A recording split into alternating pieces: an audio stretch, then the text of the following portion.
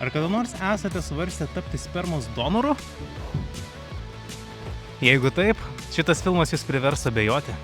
Filmas Vieniša mama pasakoja apie žurnalistę, kuri susilaukė savo vaiko pasinaudodama spermos donorystę, tačiau vėliau nusprendžia surasti biologinį savo vaiko tėvą. Kartais filmas nepalieka įspūdžio, nes yra tiesiog paranormalus, kaip Eurovizinė daina, sukalta pagal veikiančią formulę. Struktūriškai viskas gerai, bet nėra kažko, dėl ko jį atsimintum. Filmas nepasiūlo naujo kampo, išskirtinės atmosferos ar įsimenančio dialogo. Man pritrūko intrigos ir įdomesnių sprendimų. Man neprilipo ir pagrindinė aktorė. Ji nesugebėjo išvaidinti tų gerai išrašytų kliurkinių ir keistuoliškų momentų. Ant popieriaus personažas buvo, bet kūno kalboje ne. Aš su ja galėjau tapatintis, bet neįsijausti ją. Geras filmas tave priverčia ne tik patikėti, bet ir pajausti to pasaulio realumą ir tų personažų skausmus ir džiaugsmus. Filmą galiu pagirti už tai, kad jis yra šiltas, lengvas ir emociškai negelia. Taip pat už scenarijų, visapusiškus veikėjus, nuoseklę istoriją bei neforsuotą humorą. Bet dėja jis nepasiūlė nieko, ko negalėčiau kokybiškiau pamatyti seriale Moderni šeima. Todėl filmą Vieniša mama vertinu 6 nešvariais baro klozetais